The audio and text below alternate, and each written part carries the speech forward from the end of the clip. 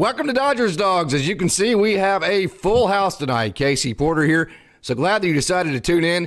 It is Friday night in the big town, and we have Oster Brubaker, as you see. I believe on your screen it's your top right. It might be top left if it's not backwards. On your bottom left, hey, how about it? You have requested it. I have answered a million different requests and messages. Coach Holt is finally back, and he is rocking a brand new LA hat, and he is super pumped about it. And as you see on your bottom right, we have Mike Solis, who has joined. And what we are going to do tonight, guys, and everybody out there, is we are going to celebrate this fantastic offseason. And, Coach, I know you've been in the coaching industry forever. The offseason does not win a single game. I get it. I understand all that. But, hey, man, this has been a hell of a lot of fun, hasn't it? Oh, it doesn't win a single game, but it really does, Case. I mean, you know this. We spent a lot of time in the fall just with our high school kids, and our coach, the head coach, actually told them, which I've done, and you have too. We're setting the groundwork for what we're going to do in the spring when March 1st rolls around. Everything we're doing today, every drill, everything relates to game situations. So that was very important for us. Now we're able to kind of fine tune things as we get closer to a real game. So the off season is huge. You can get the weight room. You can make yourself a better athlete, bigger, stronger, faster, whatever you want to call it. So, and from the coaching end of the off season is very important. But from what the top we're going to talk about tonight is just as important. So, it's great though. We're all 0-0, and we know we love the Dodgers, and we can't wait to see what happens. Have not had a chance to even talk to you about this on the show. We've talked on the side a little bit, but since all of the stuff has gone down, since Ohtani has signed, Coach, give us kind of your thoughts about how you think the offseason has gone, some of your favorite moments, and all of that. Well, we've talked before, Case, and being a Dodger fan since 1968 or 69, probably you guys weren't even born then, I know that. But and there's been several years, especially in recent years, which you guys can relate to, all of you can relate to. There's years me and my brothers are like, what the heck are we doing? We're not doing anything. We got more money than everybody, than us and the Yankees. We don't do anything. We haven't done anything in the offseason. We're not doing anything at the trade deadline. We've all had that complaint. Can't say that this year. And now this year, everybody hates the Dodgers all of a sudden because they're spending all the money. We're going like everybody used to hate the Yankees because they had it. But no, as a Dodger fan, I love it. It's exciting. Ohtani, all reports are that guy's just unbelievable work ethic. I saw some comments Gavin Lux had about him, and it looks like Kike wants to come back just because of him. He wants to play with him. So, and of course he gets Joe Kelly's wife, a Lamborghini or whatever the heck he bought her for changing. Of course, Coach. You got to know your different cars. Kind of like whenever you went to Glencoe, I told you need to know all your different dog types, right? Yeah. Got to know all your different cars if you're going to follow this team, right? All I know is the car I can't afford and I'll never drive. So I knew it was something Lamborghini, Porsche. But anyway, so it's all exciting. But, then we, get Hernandez, the outfielder. I was wanting to kind of get Joey Gallo because I knew he was hitting a Matt Holiday. Now, he'll probably have a great year because Matt's really good at training hitters. But, I'm glad to see we got, Hernandez, right? The outfielder. Is that? Yeah, Teoscar. I don't have anything in front of me. Teoscar, yeah. And, then we got a pitcher Glasnow, and then we got just signed another day for the Red Sox, Paxton. Give me a name. James Paxton, whatever. So it's great. They're doing everything they can. I mean, I think they're still looking for some bullpen help. And you guys know more about this than I do, and what I read up on, they're still looking for some bullpen. Maybe Kenley Jansen is back in the mix. Of course, we're all wanting to re-sign Kershaw again. I guess it's still either going to be the Dodgers or the Rangers from what I saw. I don't see everything that you guys do. I don't do the homework you guys do. But it's been an all season for the ages for us Dodger fans. I mean, we've never seen anything like this. I used to get mad at them several years ago because they kept signing guys that were on the back end of their career. Yeah. We got Manny Ramirez when he couldn't hit a freaking fastball. Yeah. He used to be a killer. And the time we got him, Nomar, all those guys, we loved those guys, but they were on the back end of their career. They didn't have that production that they had in their younger age. But we got the dude, man, and Ohtani. We already had Mookie and Freddie, and oh man, I can't wait. Let's throw it out. Throw the first pitch tonight. No doubt, man. And you have Gavin Lux back at shortstop, so that's going to be super fun. Mike, I know you're rejoicing you're the one who actually does the real work out of this whole group, man. You save people's lives every single day that you show up as a fireman, so thank you so much for your service for that. But I know, hey, you're not just rejoicing this wonderful offseason. you're rejoicing that wonderful rain you're getting right now, aren't you? I am. We're going to be getting quite a bit of rain here shortly in the next couple of days, so should make life a little bit more interesting for us. So I know you're a always huge a Dodger challenge. fan. Obviously, tell us about you. That I haven't really had a chance to talk to you a whole lot about what your favorite parts of this offseason were, but just kind of hit the highlights for you, Mike. What were your favorite parts? I'm kind of in the same boat as Coach is. I was disappointed in years past, with all the signings of the, everybody on the tail end of their careers or reclamation projects with, getting pitchers, that are coming off of Tommy John surgery or they've had a bad year and we can fix them. And yeah, we've done a good job in fixing, most, but it's nice to actually see the Dodgers go out and spend some money this year. I mean, Dodger fans have been asking for years. And in a smart way. Go out and spend. Get players that are going to help this team win a championship. I don't want to see JT come back. Justin Turner, played his part, back in 16 and 17 and 18. I don't want to see Jock Peterson come back. Same thing. That team is the past. We need a new era of Dodger baseball, and I'm glad that the front office has kind of seen that, and we're heading in that direction right now. And I'm super excited about this year. Austin, I don't think the Dodgers are done. I do think they're going to add a high-leverage reliever.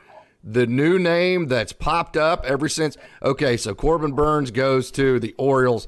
I can't believe that the Orioles got that done for that price. You would have thought the Dodgers could have at least matched that or done better than what the Orioles could do, but it could have been position specific. But now that the Brewers, it seems like they're open for business. The new name is Devin Williams. Do the Dodgers need him, Austin?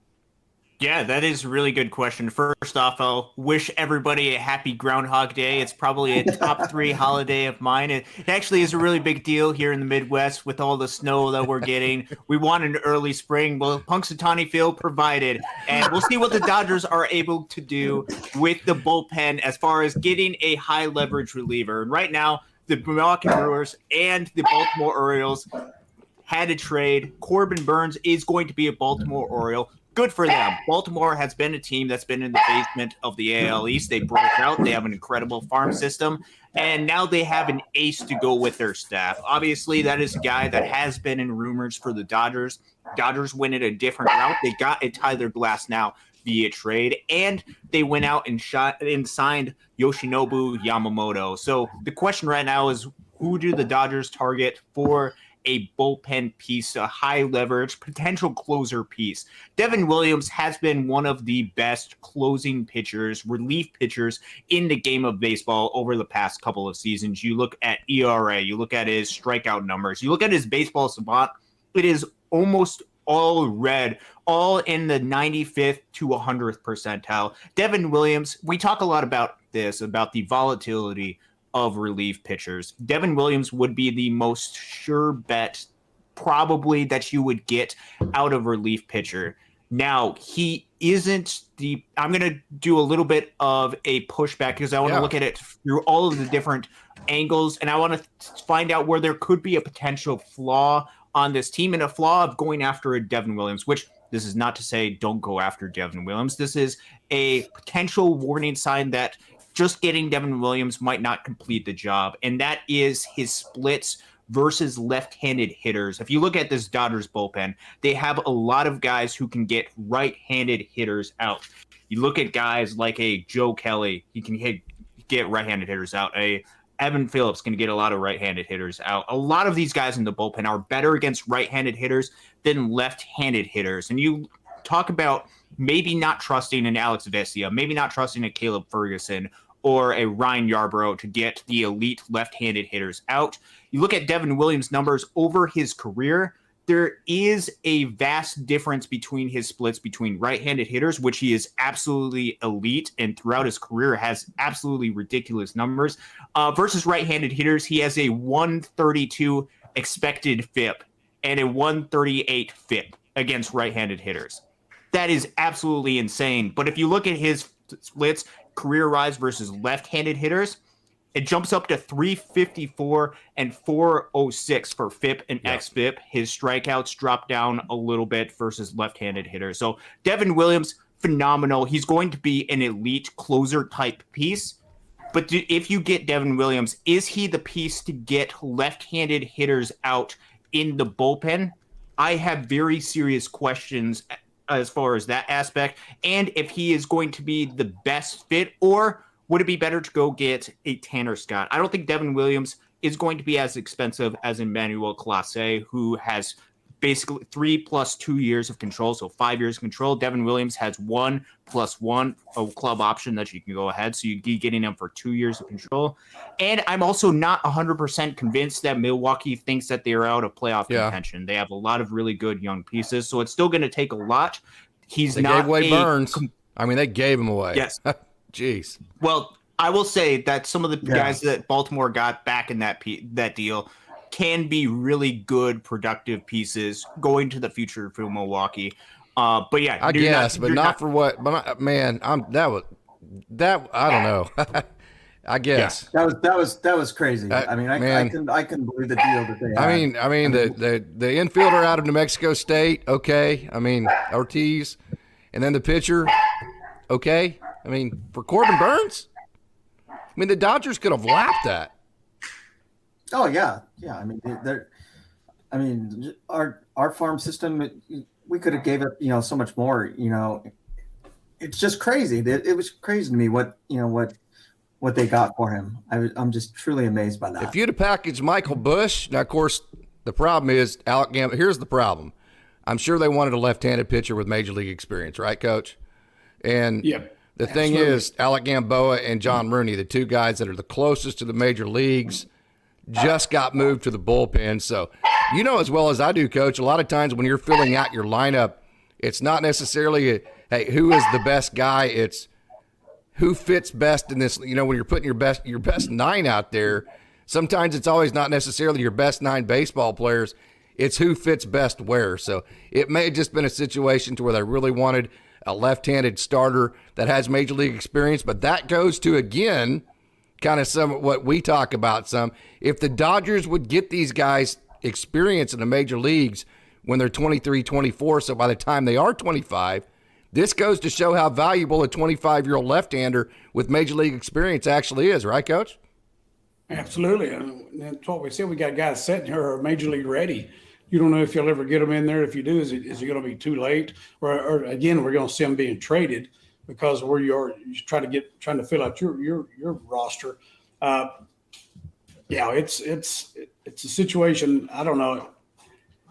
I hate seeing those young guys. You have to use them, as we talked about before. You have to use them when you start making trades and doing things like that. But man, you're talking about the Orioles. I guess next, maybe it's close to the Dodgers. Anybody as far as minor league, as far as they beat the Dodgers minor league system. They are number one this year, right? I see one of them every day down there, Jackson Holiday down there. He looks like he's ready to step out in there. Kid's huge. He's been at our ballpark the other day. You missed coaching him by 1 year, Coach. Oh man, I would have been a lot smarter. Yes, I look pretty smart with Ethan Holiday too. Even though, Ethan's going to make you look pretty smart though. Ethan's going to make us look pretty smart too. But anyway, the Orioles got a great farm system too. But I know we've talked about this several times. I wish they'd got some of those guys. And of course, it was the greatest thing ever. In my opinion, is Major League Baseball what Roberts and the staff did last year when they lose an entire starting rotation. Nobody could have done that. And then accomplish what the Dodgers did. Of course, obviously, I won't get into the fact that they didn't go as far as we wanted, but that's neither here nor there at this point. We're looking towards a new season. Like I told a kid today, is having trouble during the scrimmage and struggling. It's always the next pitch, man. Always. Forget it. This is the next pitch business. You better get off that as quick as you can to get on the next one, because that's what this is all about. What have you done for me lately? And that's really all you can go on this for. By the way, why am I doing on here with all these smart guys? You got this. All sitting on these guys. You got firefighter. Coach, you're way too humble, brother. I've been having people been hammering me to get Coach back on. Yeah, I'm not that smart either. Hey, Austin let's get back to some of the chat here. Okay. We have a wonderful chat set up already tonight. Austin, Kenneth Hall, good evening, Kenneth. Thank you so much for joining Dodgers Dawgs as part of the Dodgers Daily Network. You're seeing Austin Brubaker, Mike Solis, Coach Holt, and my ugly mug on the screen. And I want to thank you so much for joining Friday Night in the Big Town. And if you have not done it so far, hit that like button, leave a comment, tell all your friends about Dodgers Dawgs as part of the Dodgers Daily Network, and make sure and subscribe. And Mike has set me up with a new Discord server, and we're going to be pushing that. I did not actually get it set up where it'd give you the link tonight in this chat. I may do that here in just a minute, but let's get to our chat, Austin. Kenneth Hall, good evening, Kenneth. Thank you so much for joining. Should the Dodgers be worried about James Paxton's health?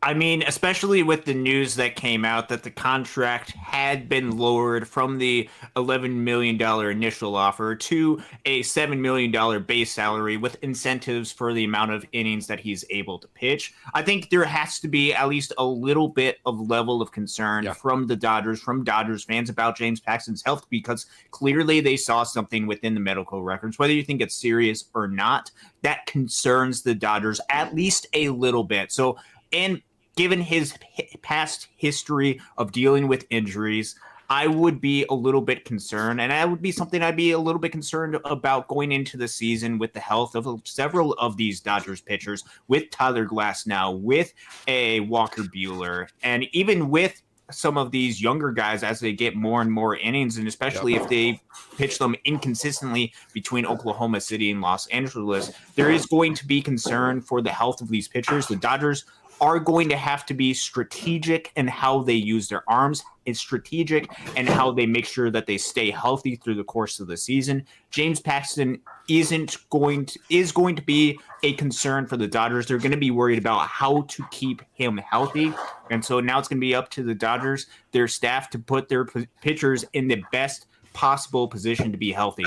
Yes, we appreciate your wonderful comment here. Thank you so much for joining Dodgers Dawgs tonight. Friday night in the Big Town. Good evening, guys. Thank you for your baseball insight. Well, we thank you for joining and being a part of this wonderful community. Say it every single time. Dodgers Daily does not have the biggest community, definitely doesn't have the biggest community. Absolutely the best baseball fans whatsoever. No doubt about that, and you guys are all part of it. Danielle Finn, hi, Dodgers fans. Good evening back to you. And as DS says, no doubt about it, smash that like button. Danielle Finn, has this been the most exciting yet longest off-season ever, Mike? We are close. We are close. You know, I wouldn't say the longest. I'd say the most productive. Yeah. In quite a while. So I wouldn't say the longest off-season. It's been the most exciting and really good to see. In the beginning, it was a little stagnant, because everybody's waiting for the Shohei Ohtani, ball to drop to see where he was going to be going. And, we had all the reports and looking at plane flights that were going to Canada, and, and he ends up being, in his house, down in California. And then, he signs with the Dodgers, which was amazing. So I think, I wouldn't say it was long. I'd say it's been like super exciting and a breath of fresh air finally, and Dodger fans have something to really smile about and to be excited for this season. But one thing that I will say is I'm not getting my expectations up. I want to see what this team does, because that's a great point. They could lose just as easy as anybody can lose, no matter who's on the team. They could still lose, so I'm hopeful that they will be going to the World Series this year, and I, have high hopes for it. And I think that they will, but, I'm not going to be deflated over it. Unlike last year, I wasn't that surprised about last year, to be honest with you. I think my view of it was a little bit more realistic for myself, to where, the Dodger organization, I viewed it as a rebuilding year personally. I was glad to see, all the folks that come up, and start pitching and start, in the infield and all that. I was really surprised that we won 100 games. Yeah. I think I was more surprised about that. I think Doc was surprised about that. Yeah. And I never thought we were going to the World Series. Never thought it, last year. But this year, I'm hopeful. Yeah. And I think we have a very high chance of winning it all this year. Coach, as well as I do, we've been in it for a long time and in situations to know just how volatile it is. I mean, well, we're perfect examples that you take some of your teams that maybe don't have as much talent and you win a championship, and then you have other teams that have like 5 Division I players on it and you don't win a championship. Baseball is the ultimate wild card, right? So take us through kind of how you view as much talent as the Dodgers have assembled. How do you view, with all the experience that you have in this game, in terms of, do the Dodgers need to make a World Series to make Coach Holt happy? Or where would Coach Holt draw the line to be disappointed with this season? I think it's a World Series or bust. I'd say World Championship or bust. I mean, if you're throwing that kind of money out there, Michael and Austin don't understand what you know about me being a Dallas Cowboy fan. So, Michael, I can relate to that, being a Dallas Cowboy fan. Every year, Jerry Jones, we're all in. The other day, he says, we're all in. I thought, well, what have we been up till this time when you're charging $1,000 for parking or whatever? Anyway, but to answer your question, Case, of course, you played on a team like that. Yeah. We had a state champion, and you were on that team. We had no Division I players on there.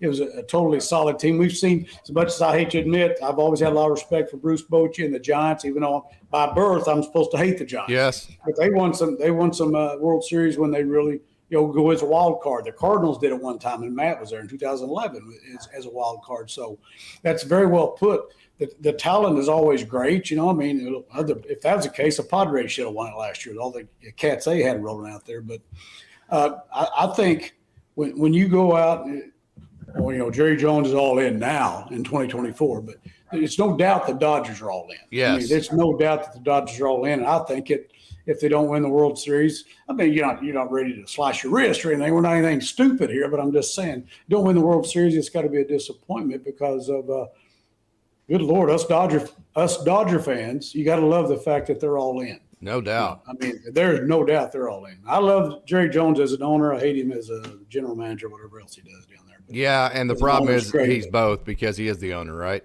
Absolutely. Okay. And he's going to stay that way. He's the boss. I'm really going to put you on the spot here, and I can't wait to hear your answer to this question.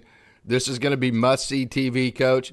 And from all of this, the pitching and all that, okay, do you think this is a team with the Dodgers that is going – I mean, what is the difference between this year and some of the past year's teams? I mean, what would be the differentiating factor that would take some of the wild cards out for you?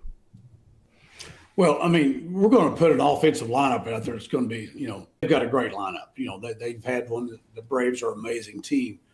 But, pitching, just like we're talking about our high school team here. We got a great offense and defense, but, if the pitching comes around, we'll have a chance to win a state championship. It's the same way there.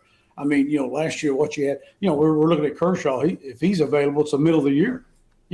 Like Michael mentioned a while ago, all the guys that are hurt, what are we going to, and is Kershaw going to be good at the middle of the year? That just means he's available. Does that mean he's where he needs to be? We know he's not what he used to be. He's no way at 35, 36 years If they sign him, yeah.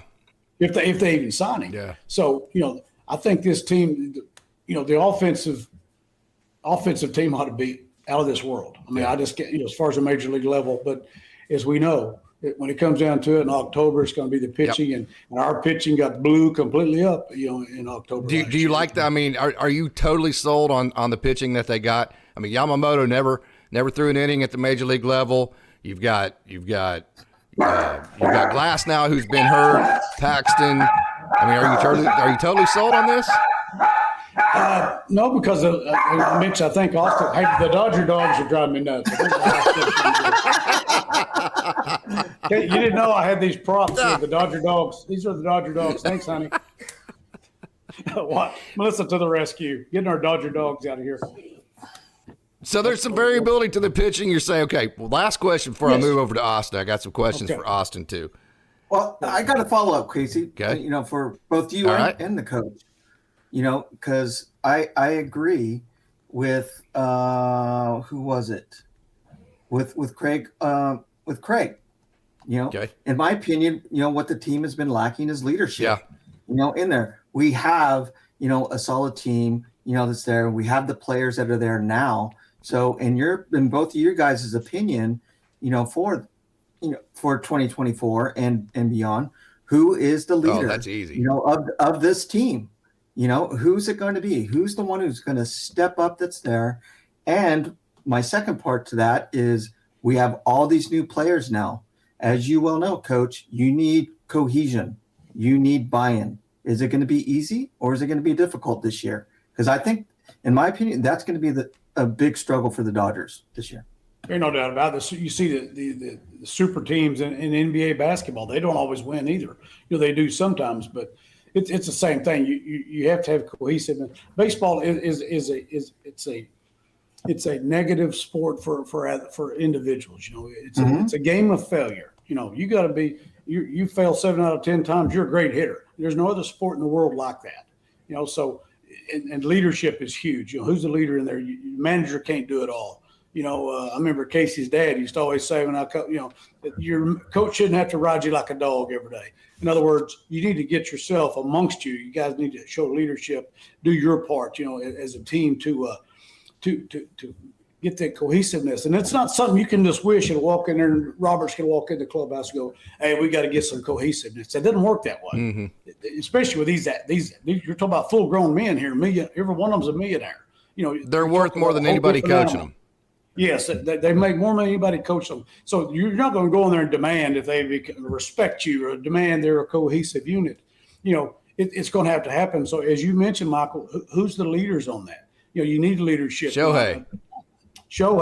I mean, he's the guy that should be. Of course, Freddie and Mookie have been there. But you've got some great candidates. Who's it going to be? Shohei's obviously doing it by his work ethic. What you hear in the off-season workouts there at Dodger Stadium, and on the mound, you always have. I assume you always had a Kershaw in there as your leader. In the mound, even if he's just sitting in the dugout in the bullpen and getting his work in. When the season starts, that's probably big amongst the pitching staff to have a guy like him.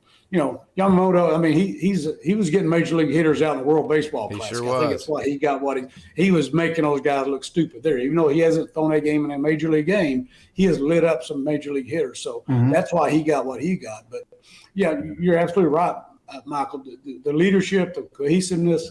If it doesn't come together, you'll see I assume that's what happened to the Padres last year. They were horrible, and they got talent everywhere. They got the Cy Young winner. They got cats everywhere. And and it just didn't work for whatever reason. So that's a scary part.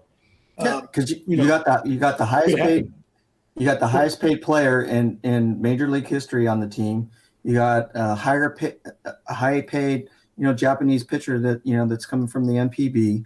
You got Glasnow that's coming in, who's coming home. That's there. You have Mookie, who's in my opinion, that's probably going to be unpopular with a lot of people. Is not a leader of this team. He's just a player for them. He doesn't voice his opinion on things, and he doesn't, push the team. Freddie's kind of the same way, so that's why I was asking, who is it going to be this year? We got all these new folks over there. Justin Turner was the leader, we knew that, he threw down the gauntlet, in times. Jason Hayward, that guy, you guys know more about it. Yeah, it's going to be Ohtani, guys. There's no doubt about this. It has to be. This is Ohtani's team, man. I mean, he got this whole team together. That was that first video after this whole thing. The biggest part of one of the biggest parts of signing Ohtani was he was going to be your biggest recruiter, and he recruited Tyler Glasnow. He recruited Yamamoto. This is squarely, in my opinion, no doubt about it. This is Shohei Ohtani's team. This is Shohei Ohtani's era, not just his team. This is Shohei Ohtani's era of Dodgers baseball. He didn't come to another reason why I say that. By deferring that money, guys, he put his money where his mouth is, that's the baseball language to players, is put your money where your mouth is. He did that, Coach, and he didn't do that. He did that only to win world championships. So let me ask you this before we get back to Austin with some great comments that we have. How many years does Dave Roberts get without how quickly did the Dodgers have to win a world championship before the Dodgers would move on from Dave Roberts? I would think two minimum. I would think 2 max. You can't do it this year. 2 max. I mean, yeah, he should have been a manager of the year for what he did last year. But take the playoffs out of it. But yeah, they stunk in the playoffs. But what he accomplished, with that team being the manager with no starting rotation left, But I think 2 max maybe. At some point, yeah, they're winning now. I mean, that's. We're winning now, or we're going to move on to somebody else. I could be wrong. If they lay an egg next year, he may be gone next year. Not that it would be his fault, but no. If you can't win with this roster, at least like we said, I mean, winning a World Series, sometimes it takes luck. But if you can't win a World Series in the next couple of years with this roster, then I think it's fair to say you need a new voice. Yeah. George Steinbrenner fired Billy several times over that same thing. Yeah, I think there's no doubt about it. That's where you are. That's why we love the Dodgers. That's the organization they are. That's the way the Yankees are. Evidently Dallas ain't that way. They're going to keep their coach forever down there. But I hate to keep going to get to that. We're talking baseball, so I'll shut up. But anyway, it's the same concept. I mean, I think, it's 2 max for Roberts. I think he did, he did a great job. And, last year, I think a lot of people thought he did a poor job. So, I know how that goes. I've been a head coach for 25 years, and I got real dumb when graduation, when the kids walked across the stage from graduation, I got real dumb at times. So, I know how that works too. So it didn't take long for you outhouse the penthouse, or penthouse outhouse, whatever you want to call it. Oh, I totally agree. I mean, I think he should have been manager of the year last year also. He did an outstanding job. But one thing that scares me about, bringing Kenley Jansen back is, Dave Roberts' decision-making process, and when the game was on the line, and bringing in Kenley, in certain positions just wasn't the right thing to do. He has his guys. And that's what scares me about bringing, Kenley Jansen back. I think he'll do a good job, and he'll be okay. I'm a no on that, by the way. In positions, I agree. But if they bring him back, I think he'll do pretty good. But for certain situations, but Dave Roberts scares me when he comes back. In his decision-making process. If he screws up this year, if we go to the playoffs in the NLDS or sooner, he's out this year. If he makes mistakes, yeah. If he makes glaring mistakes, yeah. Right. Yes. Yeah. Hey, Austin, Alec Gamboa, John Rooney. It does seem like we have a question or a kind of a statement here from Daryl Jackson. Daryl, thank you so much for joining. Daryl's one of our just wonderful. I don't like to call it, Coach. We like to work together, not for each other, that kind of deal. So we're all doing this together. Daryl always leaves such wonderful comments.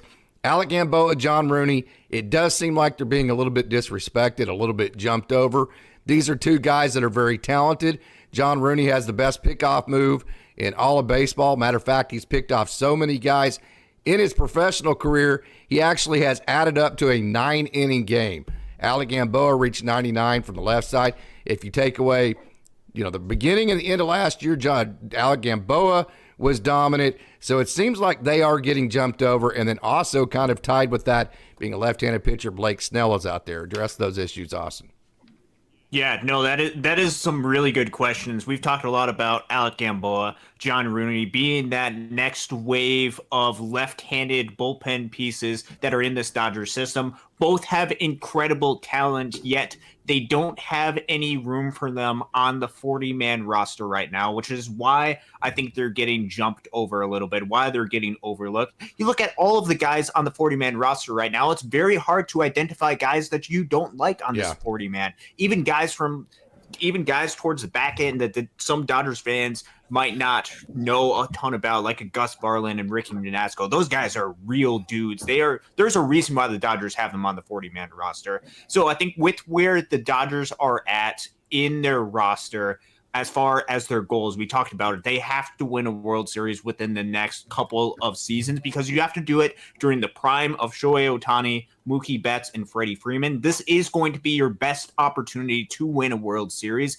and they have to maximize their opportunity. And so they've added a ton of pieces that they believe can best help them in that pursuit of a World Series crown.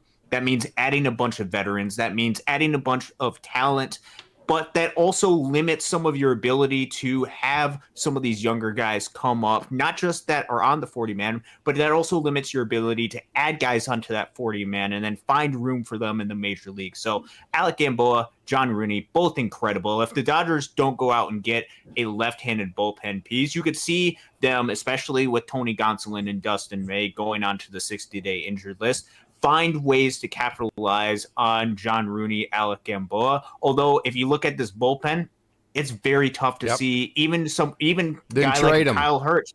be able to do that. So that brings up the opportunity. You can't waste these guys' career in Oklahoma City. I don't want to see them hold on to these guys just to hold on to talent. It's just to stockpile talent. As much as there's going to be injuries and as much as you have to keep some of these guys, I don't want all of these guys' careers wasted in Oklahoma City.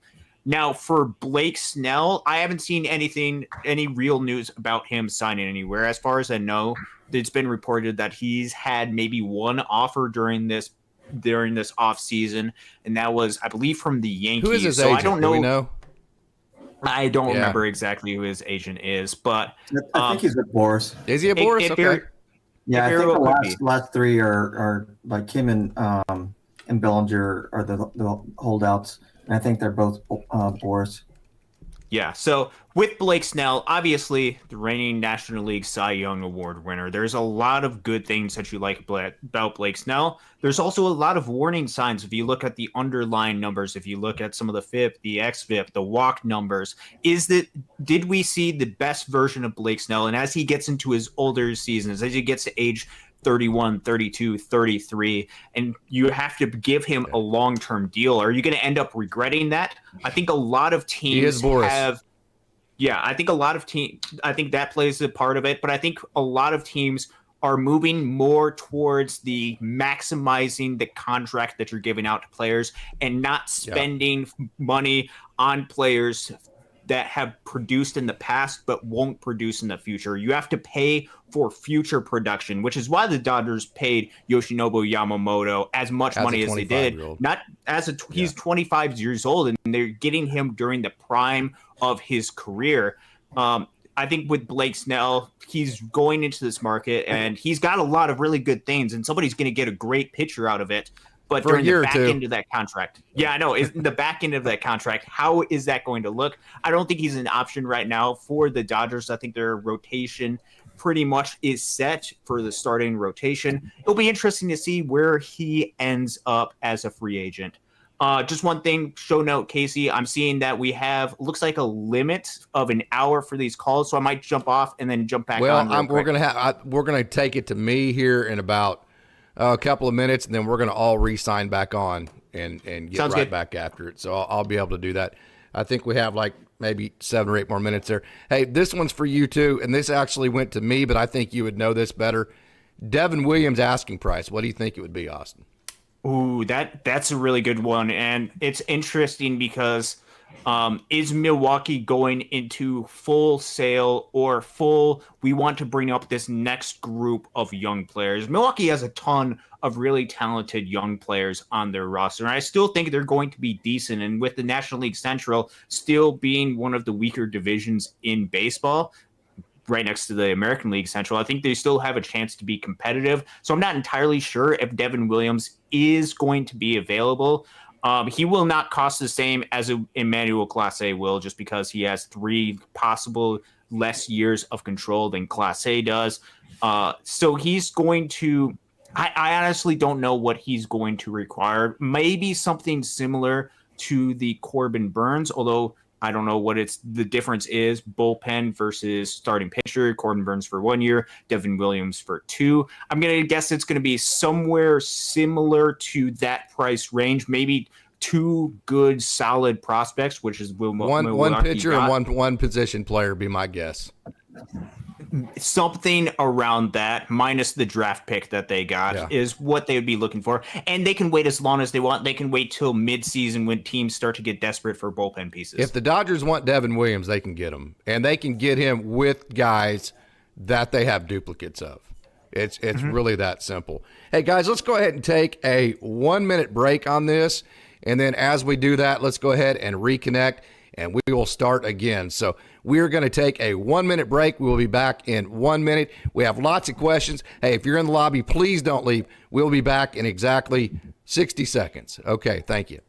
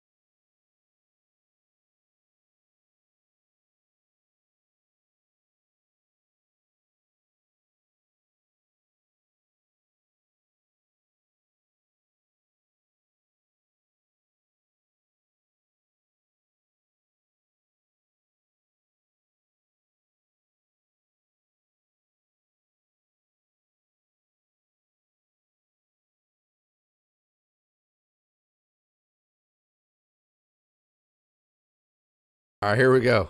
We did. All right, ready? All right, here we go. We are back. So super excited about getting back. I appreciate you hanging with us there. Hopefully I'm getting back here. We still have the exact same crowd we left with. So thank you so much for hanging in there with us on Dodgers Dawgs here. So the asking price for Devin Williams, I would say probably like a Gavin Stone, maybe a River Ryan, and then probably like maybe a Jose Ramos. Would you say that would get Devin Williams, Austin? Potentially, you have really two intriguing, especially if you do. I think Andy Pages would get him. Oh, yeah, Andy Pages is incredibly talented. I don't know if the Dodgers want to move on from him if they have expectation of keeping him or starting him in 2025. There are different packages that you can put together that would entice Milwaukee to trade a Devin Williams, because I don't think they're going to be signing him past free agency. I think at some point they will trade him. It's just they're probably going to wait for what they believe is going to be the best offer for their team. One of the reasons why I think they traded Corbin Burns is they saw what happened this past season with Brandon Woodruff getting injured. They didn't have an opportunity to capitalize on the value that he provided. So they had to make some sort of move and capitalize on the talent that is Corbin Burns, since they weren't going to sign him to free agency. At some point, Milwaukee will budge. I don't know when is the best opportunity to strike. And you're going to have to strike at some point if you want to get Devin Williams. All right, Coach, let's talk about Gavin Lux and Willy Adames. Of course, with Corbin Burns being traded, now it gives that appearance. The same reason we're talking about Devin Williams, it just gives the appearance that Milwaukee is open for business, right? So Willy Adames, an elite shortstop offensively. Here's his offensive numbers from last year. 217 average, OPS 717, strikeout percentage 25.9, ISO 2020, WRC plus 94, which means a WRC plus of 100 is average, so he's 6% below average compared to the rest of the league. A WAR of 3.4 and just 5 stolen bases. So a guy like that we've heard about for so long, would you rather have that guy, or would you rather just go give Gavin Lux the shot at shortstop? Let's give Gavin Lux a shot. It's what you were going to do last year. I mean, it was a done deal last year till spring training when he got hurt. So, why is this year any different? If you thought he could do it last year, I know the ACL injury. I get that part, but I'm not there and I'm not the trainer. They seem to think that he's going to be fine. Go with him. As you guys were talking about the pitching a while ago, I hate seeing those young guns stay down in the minor leagues. This is what the Dodgers have done historically, all the way back to Garvey and Say and Russell, that whole crew coming up at the same time, and Lopes. Bring them. I mean, Casey, we've talked about the young guns saved our bacon last year. Yes. When we lost our entire rotation, those guys had to step in when it was a pennant race, when it was a 2-game lead. And those guys saved our bacon. And they're very talented. I mean, they're explosive arms. Let's get those lefties in there, 100-mile-an-hour lefties in there. I mean, you're all in now. There's something, I don't know why. I mean, I don't know. At some point, you just got to put them in there, let them come out of the bullpen blowing snot, and just let those young guns. And they're not smart. They're not smart enough to be scared because they're young. They don't have the experience. But come out there and let it fly and see what we got. That's my opinion. But that's just an old coach here that's like to see young kids excel. And the Dodgers have made a history off of that. And that's why we have we being the Dodgers, that's why they have the history of the great minor leagues. I'm like you guys. I hate seeing Gamboa and those guys sit there. Either trade them but if we're worried about, Devin Williams, we're worried about this, worried about that, just bring those cats in, you can always send them back down. Yeah. I mean, I hate to look at it that way, but or go get Devin Williams and trade them last year. Yeah, exactly. If we don't have those cats last year, we're going to lose it. We're going to lose that lead by 10 games, Yeah. Of course, the D-backs end up winning, getting the World Series. They'd probably won the division if those guys hadn't come through. At some point, I know they had a bad spell there, but yeah, I don't know. At some point, you're surrounding them with, a Hall of Fame Mount Rushmore of offensive players. And defensive guys. I mean, how bad they got to be? If they're not good, the road to Oklahoma City, everybody knows where it's at. You are a coach. But you're also a big Dodgers fan. So How much Yes. do you trust the rookie incorporation here? Do you want an all-veteran team because you want a World Series? There's kind of an interesting mix for you between coach and fan here, right? Yeah, I mean, I'm a fan like you guys are. I mean, I'm a big fan of it, but I try to think about, from the coaching standpoint of it. I'm not a major league coach, never have, never will be, and never don't claim to be. But, you see those teams that win up there. I mean, the Rangers are a good example. That's my second favorite team, Yes. so I was pretty happy the Rangers won, but because I grew up in this part of the country. But that's a prime example of people who, they had the manager, they came together at the right time. They had a young 21-year-old left fielder up who set it on fire, got him up there, I mean, Seager has a big, whatever. They had everything fell into place for them. That's what it takes to win it all. Good fortune. I'd love if these guys are these young guns and you feel like they're ready. Last year those guys didn't have any choice. You're coming up whether you're ready or not because everybody's Right. hurt. You have a choice this year, so do you make that choice to go with them? Yeah. And You got to do that. You got to trade them. Yeah, right. You got to do one or the other. Right. that's why that poses the question. Is the Dodgers offseason done? No. They're either going to sign Kershaw or make another move. They're not done. Well, I mean, besides Kershaw, I honestly don't think they needed to make another move. To be perfectly honest, I agree completely with what Coach was saying. What are our missing pieces that are left? Relievers. We never went out and got we got Teoscar Hernandez that's there, but we never got another left fielder. That's going to be up to whoever, maybe Chris Taylor that's there. So they never went after that portion of it. So the relievers is what we have. We have a perfect farm system, and the guys proved last year, just like Coach was saying, they came up and they threw the ball and they dealt it. I have no doubt in my mind that these kids that are in Oklahoma right now could come up and fill that role right now. That's why I think, in my opinion, always sit them back down. Yeah, I think we're pretty much done. Well, to go to your point there too. I mean, the two lefties. I think what Austin's saying earlier is 100% correct. Whoever it is, you need somebody that's going to be dominant against left-handed hitters late in the game. Typically speaking, that's going to be a left-handed pitcher, right? My interview with James Outman is coming. If you don't believe me, watch that interview. I'm going to release it Tuesday night. James Outman will tell you, as a left-handed hitter, it is hard to hit major league left-handed pitchers, right? So if you're talking about needing a high leverage get high leverage outs against left-handed hitters, you would think that would be a left-handed pitcher doing that. So the guys that you have available in-house are Alec Gamboa, John Rooney. That's another reason why I also think Ronan Kopp is closer than a lot of people think. If this dude throws strikes, man, this guy is just absolutely explosive. So that goes to, I still think the Dodgers, they need to make their mind, because they don't have Alec Gamboa or John Rooney, either one of them on the 40-man.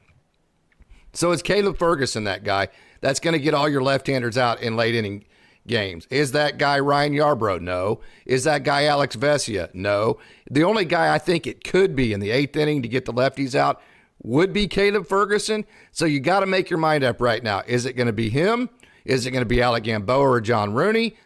And if it's not, to win a World Series, again, the bar is not to win games. We know this team's going to win games. The bar is to win a World Series, and to do so with all of the variable factors there are that can go wrong. You have to make yourself as airtight as possible. So the bar is to win a World Series. The Dodgers, if they don't think Ferguson's that guy, if they don't trust the two rookies, then it has to be Tanner Scott. It has to be another left-hander that has proven that they are dominant against left-handers.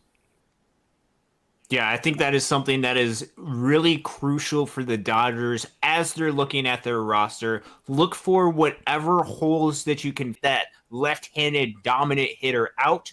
Who do you call to? That is a real question right now. Now, that doesn't mean that the Dodgers have to address it during the offseason. It could totally turn out that Caleb Ferguson or Alex Vesia show up to camp and they are just phenomenal. Or Alec Gamboa blows everybody away, John Rooney, and they are on a really good year. Relievers we talk about are volatile, so they could go into the season going with what they have, or trying to find some guys like a Ryan Brazier type who was great for the Dodgers this past season. They could go into this season, but if they want to address that during the offseason, Tanner Scott is one of those guys who is dominant against left-handed hitters. Yeah, he had a phenomenal season this past season, strikes out a lot of guys. He's on 1 year of control left. He makes a lot of sense for the Dodgers, and it's possible that the Marlins, similar to the Brewers, might want to take advantage, because I don't know if they're going to sign him to another contract in free agency. They have a couple of other really good left-handed pitchers.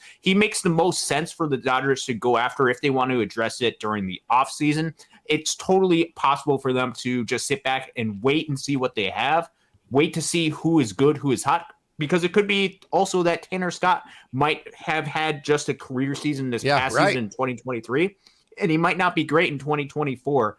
So the Dodgers have a couple of different avenues that they could go. They could wait and see what they have, but this has to be an area that will be addressed at least by the end of the trade deadline this upcoming season, because they have to have a plan for when they go up against left-handed hitters in the postseason, assuming that they make the postseason.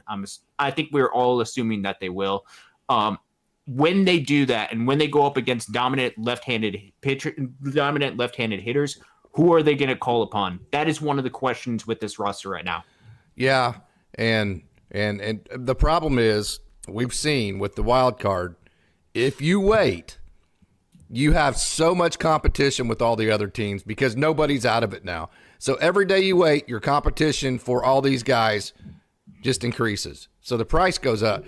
I don't care what anybody says. The price is going up every day that you wait. They're cheaper in the offseason because nobody knows exactly what they want, and so you have less competition.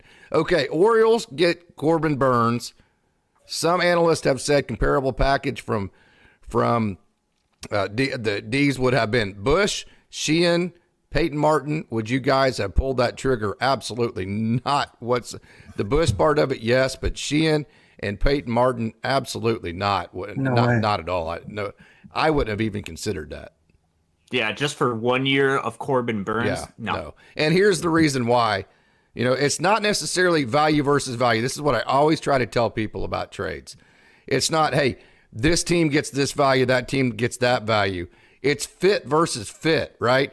The Dodgers don't need another starting pitcher so badly that they need to give up Emmett Sheehan and Peyton Martin at this point. Does that make sense? Now, if they have 6 guys get hurt and they're still wanting to win a World Series, and now all of a sudden they need an ace-level starting pitcher because Yamamoto goes down, because Glasnow goes down, because Bobby Miller hasn't been that guy, Walker Buehler hasn't made it back, doesn't look like he's going to. So if you're headed to July and all hell breaks loose, and you need an ace-level pitcher at that point, then, yeah, maybe going crazy with the trade package matters. But with the pitching staff you have right now, there's no reason for the Dodgers to go give up that much in return for a type of guy you already have on staff. Anybody want to disagree with that, Coach? No, I don't disagree with it at all. Yep. Okay, let's get to some more comments here. And Hep C says, I'll be interested to get Coach's comments on this. People crap on Muncy for his batting average. I'm one of those guys. The boom and bust drives me insane about Muncy. I think Austin will tell you, though, I do recognize that he does damage. I think a large part of his value is that he is on a great team full of guys that are always on base when he hits home runs. I think if he hit those same home runs with a lesser team, his value would be way, way, way less because he'd hit a lot more, say, solo home runs, and he'd have a lot less RBIs. And because of that, his WRC plus numbers would come way, way down. So like Chris Taylor, I think a large part of Max Muncy's value is the fact that he is with the Dodgers. But, Coach, what do you think about Max Muncy? I'd had too many strikeouts. Of course, I'm an old guy, the old school, and the strikeouts was a big thing. Always has been to me. I mean, you're not putting the ball in play, but again, I'm not a major league manager. It doesn't seem to bother those people up there anymore. But as far as the way baseball's played nowadays, but it does here in Stillwater, Oklahoma, on our high school team, and put the stinking ball in play, move runners, whatever you want to do. But he does bring pop. He does bring pop, but with that, you also get a lot of pop-ups and double play ground balls, and more than likely, more than you should, you get strikeouts. Yeah. So there's a give and take there. The 30 home runs looks good and all that stuff, but the strikeouts, well, you had no chance whatsoever. And I get it. We got major league infielders. They make great plays. Yeah. There's not a whole lot of ground balls get through the infields. So that's the argument you'll hear on the other side. I get that part too, but man, I hate the Astros. I'll just go ahead and say that. Mm-hmm. I used to be them when I was young too, but a few years ago when they won, they moved Newsflash. Yeah. There you go. They move runners. I've got to give them credit. 2 or 3 years ago, I can't remember the year they won. They actually do, Coach. They really do. They did. They move runners. They play even offense. Altuve. Yes, they play offense. Even Altuve, when he's usually trying to just hit it in the left field seats. But I remember that several times behind the count, they're hitting the ball the other way, moving runners. You don't see that. Or was it last year we talked about? And I remember texting Marty Lees, our head coach, going, I just saw 2 bunts. Yeah. The Diamondbacks just laid down, and the Phillies. Yeah. They had 2 sacrifice bunts. Trying to win, Coach. Kidding me? They're trying to win baseball. See, that's what gets me. We're not trying to win during the regular season because nobody's bunting. Everybody's swinging for the fence and popping up. But got down to the Phillies and the Diamondbacks. Oh my gosh, we're trying to win. Let's move a runner over. So that's the only argument I have. I don't care if his batting average is 240, if he's hitting, line, if he's grounding out, flying out, whatever. At least he's putting the ball in play. But the strikeouts are just, and that again, I'm just an old man. Nobody cares my opinion. That's just the way I feel. Do you believe in 7 to 8 a pitch at bat is a quality at bat? We have that stat. I mean, because you're giving your whole dugout a chance to look at more pitches. Yes. You're wearing you're getting in the bullpen faster. So is there such thing as a quality at bat as a certain amount of pitches in an at bat to you? There is to me in high school. I don't know what the major leaguers on how they look at it or the analytics look at it, but 7 or 8 pitches, if you're getting that, like you said, you're giving everybody a chance Muncie to does look that. at it. You're also getting into the bullpen. Right. As we've talked about several times, even on our level case, if you screwed my bullpen today, it screws me up for a week because guys I was going to use tomorrow, I had to use today. So everything gets backed up on you when you start getting into the bullpen. That's the whole idea with that thing. Now you start and just pitches. I mean, when you give professionals more pitches to look at from an analytical perspective, like Muncie does, that helps all your hitters, I would have to think. Even if he does there's no strike doubt out, about it. Right? And it's going to help him even if you strike it out. But if he sees 3 fastballs and 1 at bat, he's got a pretty good handle on. He's probably not going to miss all 3 of them. That's not that he would see them, but the lineup we have now, he's probably going to see a lot of fastballs. I mean, because he sure is not going to throw Otani any. So they got to throw somebody fastballs. So Muncie may thrive this year. He may be a 40 home run guy this year or more. But that'd be great. I'm wishful thinking. I'm getting wishful thinking there. So I'm getting pumped. Let's go. Are you going to spring training, by the way? Are you making your spring training trip? The Mike is.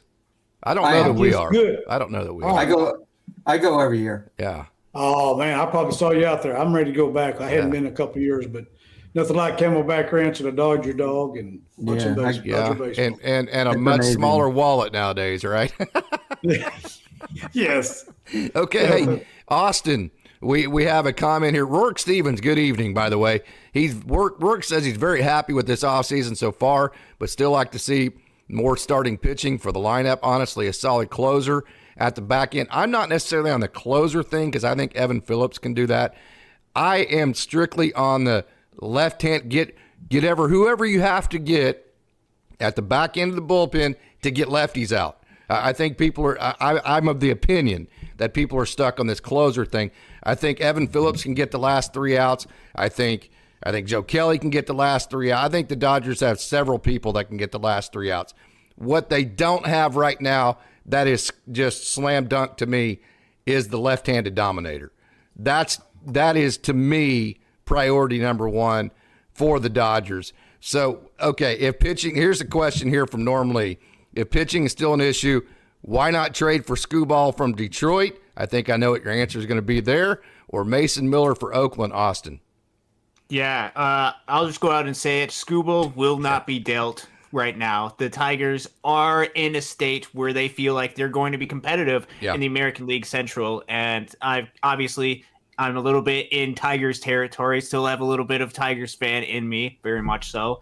And the Tigers aren't right now in a position where they're wanting to give up Tarik Skubal. Although if the Dodgers went out and got him, he's one of the best left-handed pitchers in the game of baseball. And he could be within the next season or 2 the best left-handed pitcher in the game of baseball. All the numbers back that up, and just watching him, he's phenomenal. Mason Miller is an interesting name, not somebody that I had thought of. I believe he's younger from Oakland. Yeah. One of the pitchers that they just recently called up, if I'm not mistaken. Yeah, it looks like he's still got a lot of team control. Very talented pitcher from Oakland system. I think the Dodgers, with where they are right now, they have a lot of young, talented, right-handed starting pitchers. He's 25, by the way.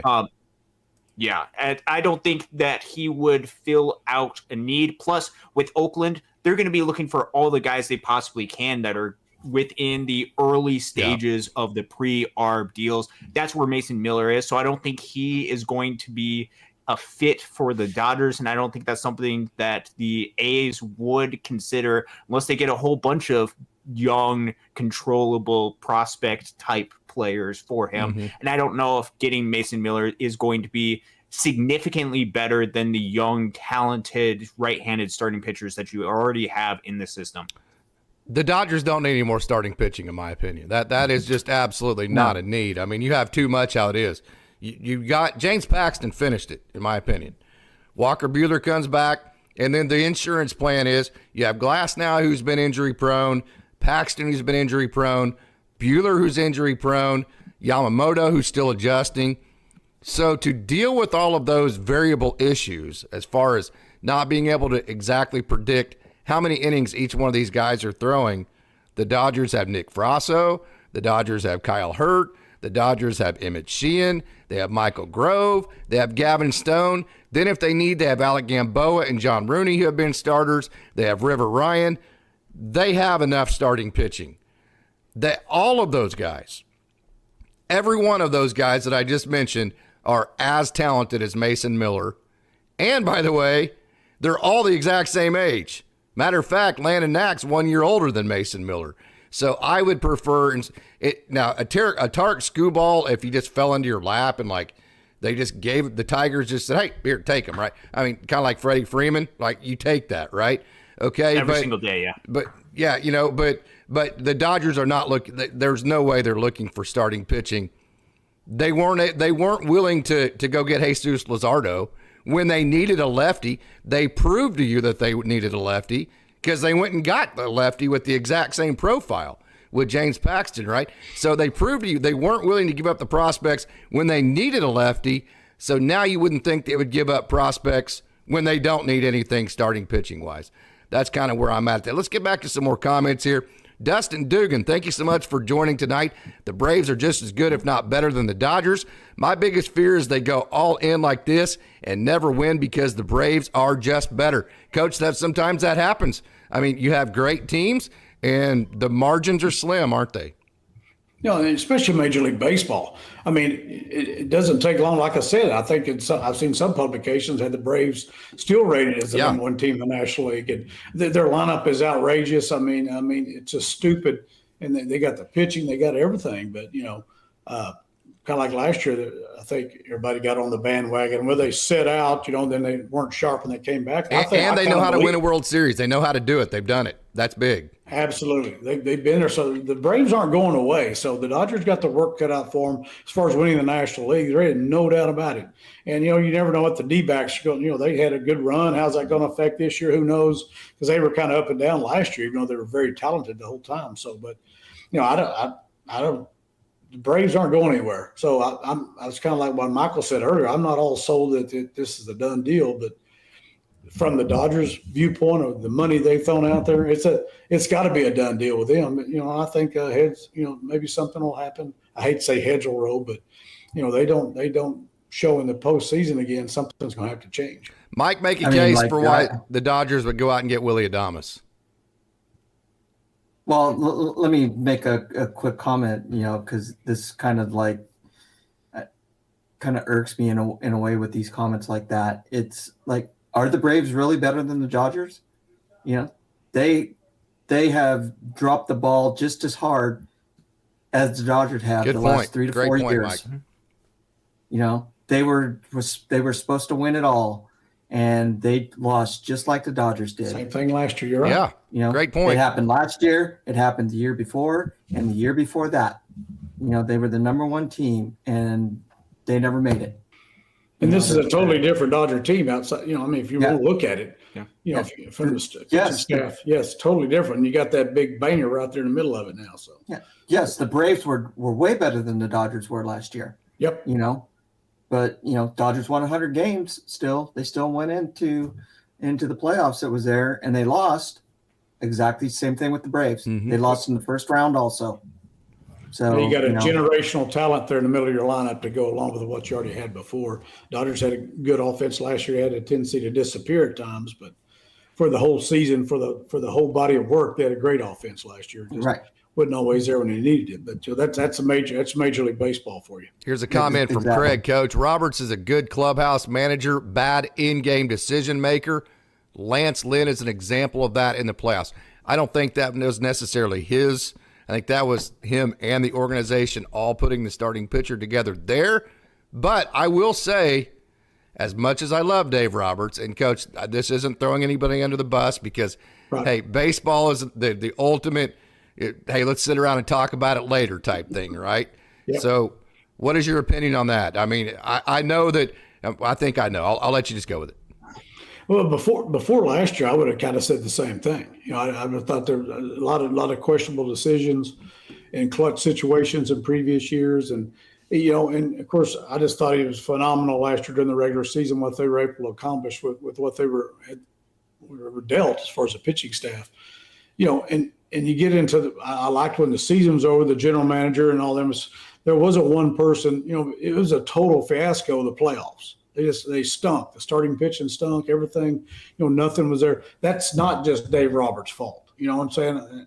I see that why they didn't make a change on that deal right there. But before last year's regular season, there's several things as a fan, not as a little league coach, whatever I am.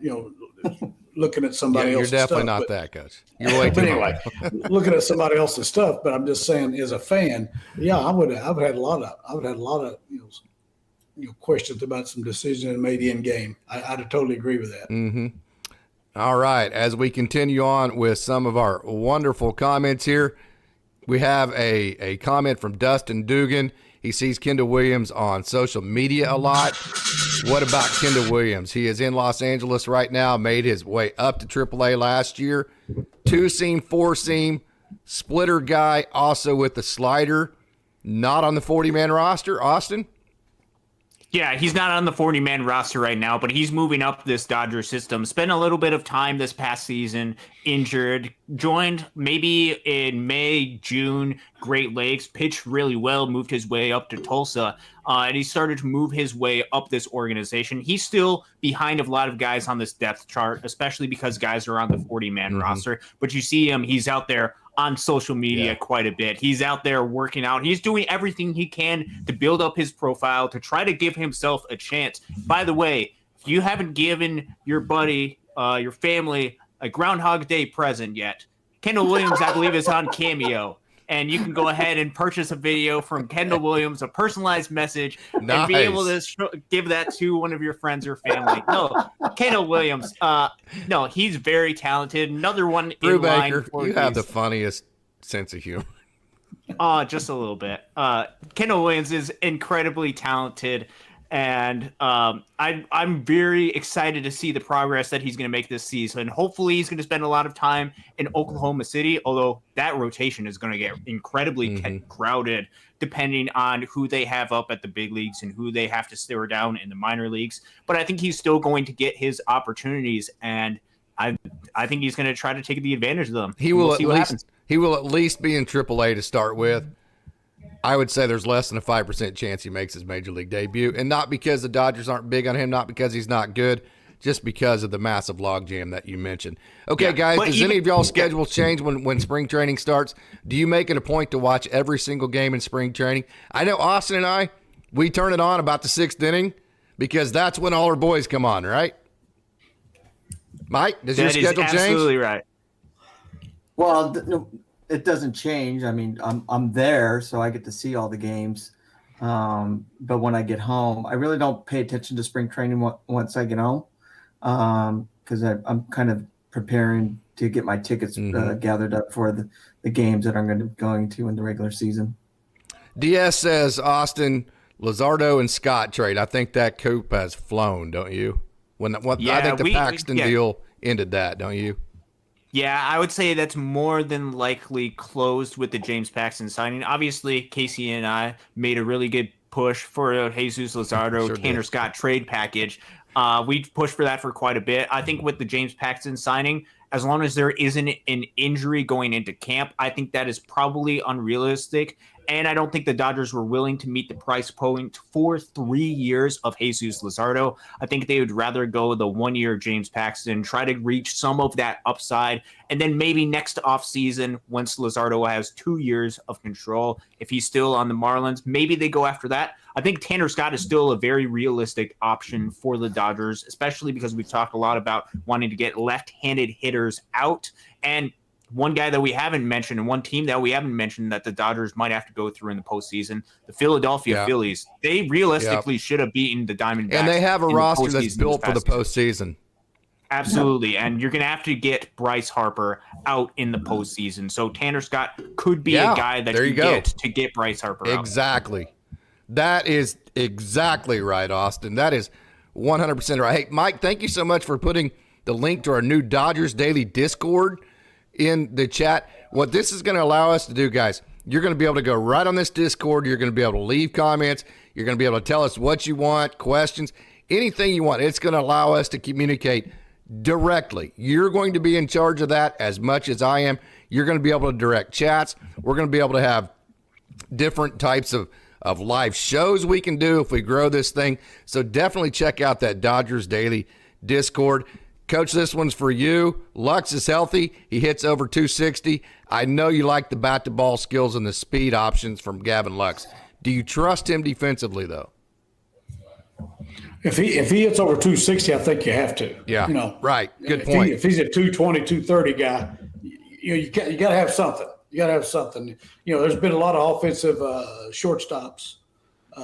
They weren't great shortstops, but they brought so much to the table. So if we can get that type of offensive production, I think he got to, unless he just totally stinks it up. And I don't think the kid's going to do that. I mean, they're with him all the time. They sold out last year. Yes, that's a great point, Coach. I was wanting to keep Trey Turner. I was wanting to go get Dansby Swanson. Me and my brother are sitting there in Kansas City 2 years ago. We got to go get him. So why did they trust him? There's a reason, right? They trusted Gavin Lux last year. If his knee's healthy, I don't know why they wouldn't trust him this year. You know what I'm saying? And those guys know better than I do. They're with him every day.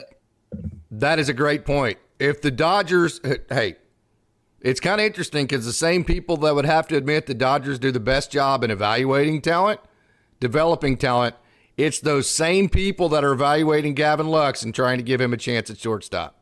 Yep. Why wouldn't you trust those guys, right? It's the same people that signed Peyton Martin to the 17th round, right? Yeah, exactly. I mean, if he totally stinks it up, obviously you're going to move somewhere. You're not going to sit there and watch it all summer long. You can go get Adames at the trade deadline if you have to. You can go get desperate and go get him then. Right now is not that time. Right now is to give Gavin Lux a chance. That's what your plan was last year, and it needs to be. Why did it need to change unless there's something with his knee, and evidently it's not. Everybody says it's around him says he's ready to roll. Let's go. Hey, Coach, if you haven't, check out Dodgers Daily and check out the comment sections and read some of them from Tomatley. I mean, you'll realize, like with Jay and Sean and Tomatley and with Craig and a lot of these guys that comment on most of the videos, it's incredible baseball talk. Matter of fact, that's how Austin ended up being on the show, and Mike as well, because they would comment. I'd be like, damn, man, these guys know what they're talking. I need to get these suckers on, right? And then they came on. They did great. I am. I don't know why you got me on here. Like I told you, you have these two guys. I got you on there because you're pretty, right? And you sound like a hit, and people like that, right? You gotta have a little hillbilly in there, Anyway, I just want to make one more point. If you keep leaving great comments, we might have to add you on the show, and then maybe we can have 8 different people on the show. We can have a little bit of a Brady Bunch type theme. We can do the Dodgers Dog Bunch. It can be a real good time. We could have a lot of different input. All right, Tomatley says, my brother Rex guy. Well, I need to get him on there. He's a Dodger fan like me. He does Oklahoma State baseball on the radio and wrestling. And Casey knows him real well. If he can figure out his technology skills are even 10 times worse than mine. But if I can figure out a way to get him over here, and we'll get Rex.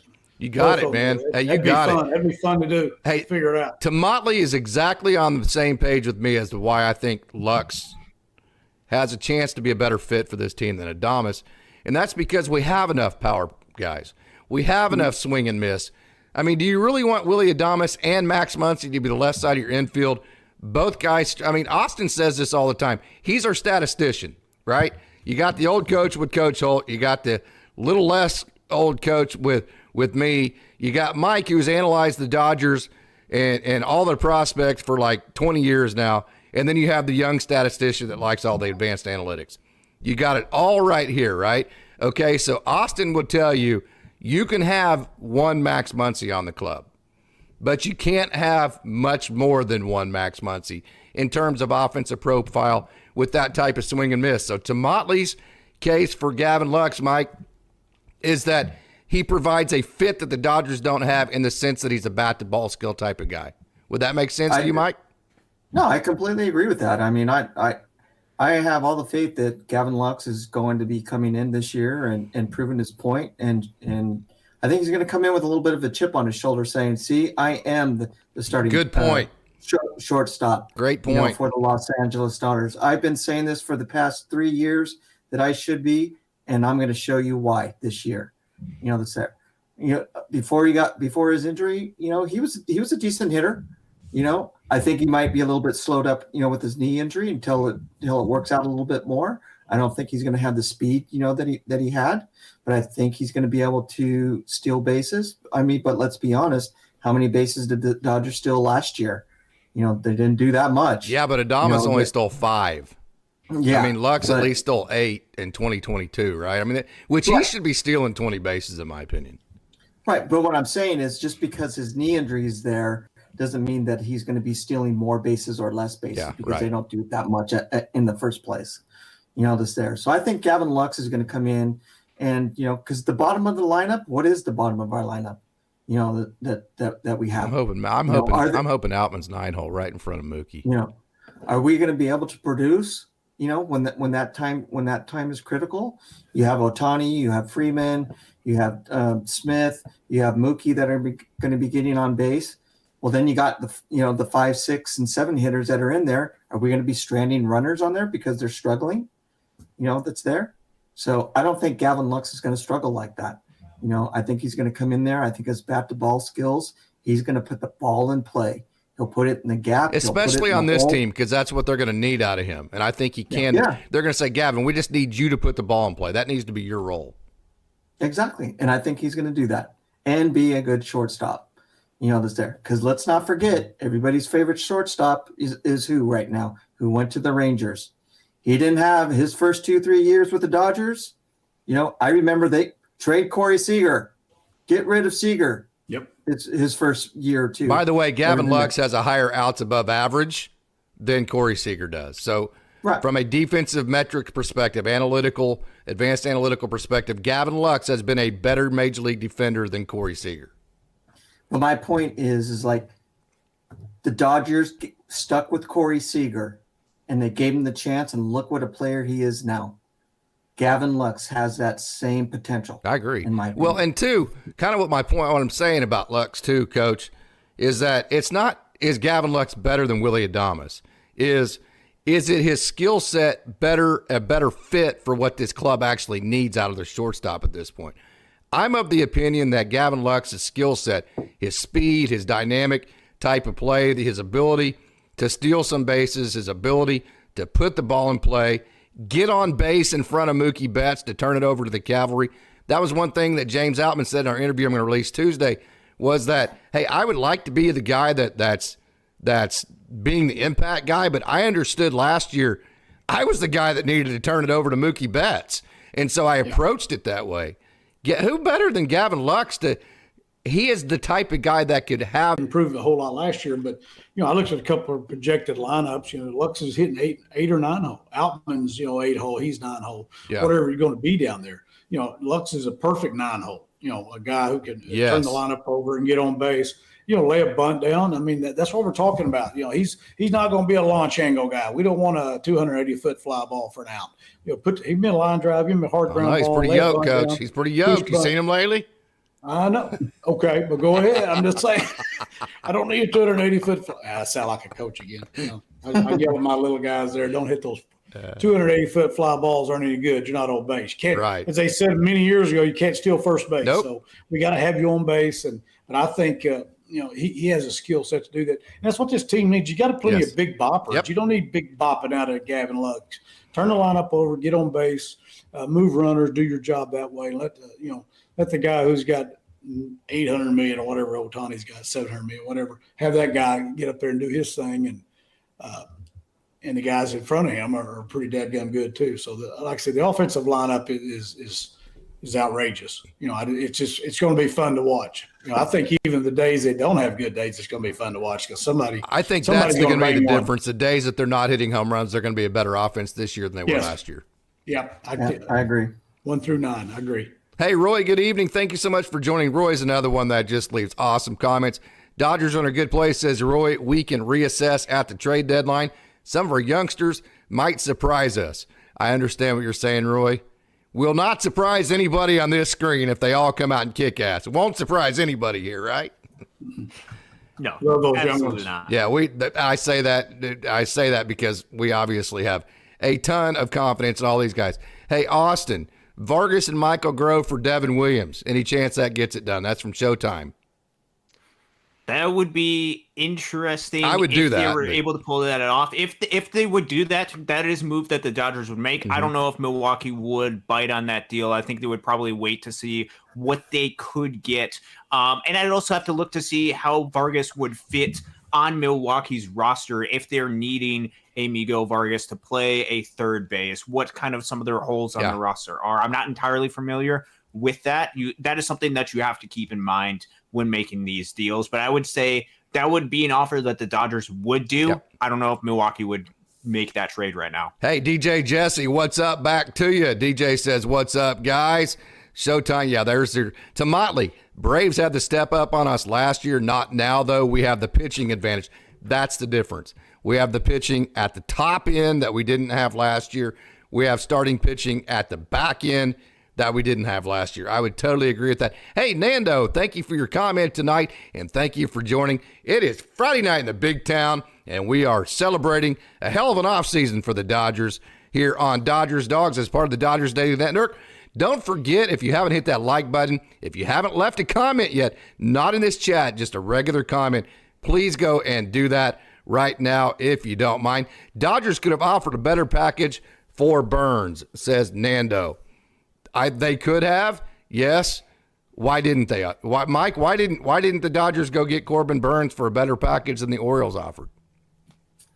Well, they tried going after Corbin Burns last year. They were interested in him. They were interested in him in the beginning of this year. So I can't answer that question because I don't know why. Who knows? Good question. I mean, is the Paxton deal, why they didn't go after him? I mean, the Dodgers had all this offseason to go after Corbin Burns, and they never went after him. So why? Maybe they just wanted a lefty, Austin. It could be very well that they wanted a lefty. So I think you have to look at it at various stages in the offseason. We're going to go to about 9:40, by the way, guys. That's like 9 minutes. We're going to get to the rest of these comments, and we're going to get out of here at that time. How's that sound? Sounds good. Okay. Yeah, no, I think you have to look at various stages. So at the beginning of the offseason, you could very well see the Dodgers try to go after a Corbin Burns because they were very much in need for an ace. As we get later, as they traded for Glass now, as they signed Yamamoto, they got their aces. The starting rotation is starting to be filled out to where they felt comfortable with a lot of the guys that they are going to have for this rotation. At this point right now, especially after the Paxton signing, I don't know if trading for Corbin Burns is going to significantly improve this team more than what the baseline of this talent is. You can only have 3 to 4 starters in the playoffs. You could have 8 great starters, but you only need 3 or 4, right? And he would have been incredible depth to have another ace to this rotation. It would have been phenomenal. I don't know if especially after all these starting pitchers, he wasn't the best fit for the Dodgers. They're going to save those trade pieces and go after and try to address a need at some point, whether that's within the next couple of days in this offseason, next month or two, whether that's closer to the trade deadline. Okay, so we have a question. Roy says Dave Roberts' problem is his loyalty to his players. Instead of making decisions with his head and eyes, he makes his decision with his heart. Mike, that goes to your point. Combine that with the players not performing like Jansen. I agree with that, by the way. And by the way, Coach, before we get to Mike, we love Dave. I do think he has his guys, though. You know how that goes. You have your guys you trust.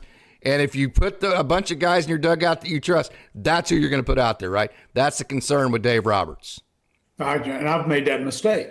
Yes. I don't think it as the big scheme of things that it is a mistake. I think you played for me. I think you have to know that I got faith in you. Yes. I don't care if you're 0 for 8 or make 4 errors in the first game of the state tournament. You're my guy, and I'm gonna stick with you and that sort of thing. So I don't think it's totally a mistake in the big scheme of things. But I think not over 162, but in the short playoff series, I think it is. I have made that mistake as a coach. I can tell you that. So that is a thing. Yes. Mike is Dave too loyal to his guys? I think he is. Yeah. I think he has been, and like Coach was saying, I was the same way. I was really surprised on Dave Roberts' performance last year. I think he did an excellent job. He did kind of revert back to the loyalty portion of it. In the playoffs, in certain portions of the games last year. And that's why I think, if the Dodgers don't at least make it to the World Series this year, there's going to be some callings for Dave Roberts to be out. That's there. But I have confidence in Dave Roberts. Yeah. I think he's going to do a great way to job. put it, Mike. I think, my big thing, that I threw out last year was, okay, this is the first year in 5 years that Dave Roberts doesn't have a stacked team. How is he going to be able to manage this year? And that was last year. And he did his best job. And he did his best job managing this year. Yes. So Good that point. proved a lot to me, that was there. He had all of his pitchers out. He had a whole bunch of prospects that were up there. And I think he did an excellent job. So I do have confidence in Dave Roberts. I'm not the guy in the chat, because I do watch other channels and stuff. I'm not one of the guys that's in the chat saying fire Dave Roberts all the time. I think we give him a chance that's there, but again, he has a stacked team again this year. He made it to the World Series one time, and that was in 2020. He needs to make it to the World Series, at least an appearance to the World Series this year. Listen carefully, because we do not throw shade at Dodgers Daily at all. Whenever we have a constructive criticism, we bring what we think is reasoning behind it, whether you agree with it or not. So this is not shade. At the same time, we're real, right? I mean, hey, we want to win a World Series, Coach. I love Dave Roberts. I love winning World Series, and I love the Dodgers more, right? I mean, it just has to be that way, right? Oh, there's no doubt about it. Like I told you, I've been a Dodger fan my whole entire life, basically. I'm like Michael. I'm not the guy sitting there who need to fire. I didn't feel like they really needed to fire him last year. Yeah. Obviously not last year because he did a great job, but the year before, yes. It was a bad. Weren't happy about some things, but come on, right? Yeah. But there's a lot that goes into it. Even on a high school level, there's a lot that goes into putting a team together and trying to keep it cohesive during the entire season for 40 games. I can't imagine doing it for 162, but he proved that. But the bottom line and the reality is, and I'm just saying that as a fan, in my opinion, and like Michael said, they don't go to the series or win the series, he's probably going to be gone. He's probably going to be the one who's going to get caught up in the mix. He's going to be gone. That doesn't mean he's a bad manager. It doesn't mean I want him fired, but hey, we're handing you a Cadillac, big boy. You're in charge. You're driving it. It's time. Yeah. I think this is a really good discussion, especially because the Dodgers right now in this point of the offseason, when the Dodgers haven't made a ton of moves recently, we're trying to figure out ways to improve this roster. And so there's been a lot of rumors, particularly around Kike Hernandez and Kenley Jansen, the old guard of the Dodgers. Turnover, new league. This is the 2024 Dodgers. We don't want to just replicate the old Dodgers. And I think this is going to be a really important season for Dave Roberts as a manager. He's been an incredible manager through the course of the regular season. He's won a ton of games. And I think he's at a point in his legacy. He has the 2020 World Series. If he wins another one, he very well could be a Hall of Fame type manager. Yeah. He needs to add this to his legacy. It's amazing that teeter-totter, isn't it? Hey, we're talking about possibly being removed, but if he wins one more, he's in the Hall of Fame. I mean, that's crazy. Yeah. And so this is a really important last year was a great managerial job with all of the difficulties that he had to overcome. Dave Roberts does have some tendencies, though, to rely on guys that he feels like he trusts. This year is a new Dodgers team. This is the 2024 Dodgers. We talked about the show, just recapping the offseason. There is a lot of new guys on this club. There's a lot of different faces. And Dave Roberts, as a manager, in order to reach the pinnacle of being a manager, which is a Hall of Fame manager, he needs that one more World Series title at least. He's going to have to go against some of his tendencies from relying on some of the players that he's relied on in the past. So that's why I think a lot of Dodgers fans are concerned about a Kenley Jansen, because we've seen him rely on him in situations that have backfired on the Dodgers. Kike Hernandez, as good as he's been for the Dodgers, is that just replicating the old Dodgers? So this is a big season. This is a legacy-defining season for Dave Roberts, whether it's this season or next season, however long that you want to give him to produce or at least get to a World Series. He's done it in the regular season. It's time to see him prove it in the postseason. And if he does, you could see him in Cooperstown. If not, you could see him looking for another job. Yep. Isn't that crazy? The teeter-totter there. That's a great way to put it, Austin. Hey, Tamale has a great comment. The minor league system for us, Dodgers seem to rotate their coaches and coordinators between their affiliates every year, such as Nava, and then it was Austin Chubb the year before that. So I will say they've left John Shoemaker down at the perfect spot. He's the first guy that gets his hands on him at Rancho. So he's been there for a while at Rancho. He's perfect there. They've kept Travis Barbary for quite a while at the AAA level, and Henny has been with Tulsa since 2017. So it's pretty much just been that Great Lakes job that has been rotating. And then you've had hitting coaches like Okoye Dixon's gone from Rancho to Great Lakes, and then Ashotka went from Great Lakes to Rancho. I do think they do that to give guys different exposure based on who they have coming up. But I think the manager deal has just simply been Austin Chubb had a chance to touch more people in the on-field coordinator, and he's just such a great human being. He actually could help the organization better that way.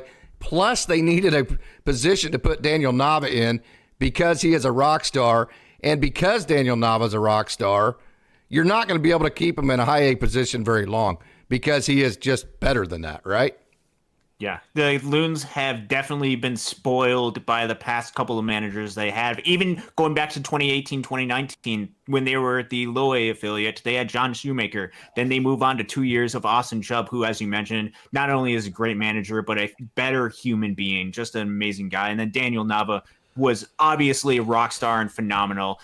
I'll be really excited to see what Jair Fernandez is able to do for the 2024 Great Lakes Loons, which Tamale has spent a lot of time talking and watching a lot of Great Lakes Loons baseball. I love that about some of the Dodgers fans. Go ahead and check out the Loons as well. Hey, Coach, you are going to end the night for us. We have a question for Coach from Tamale.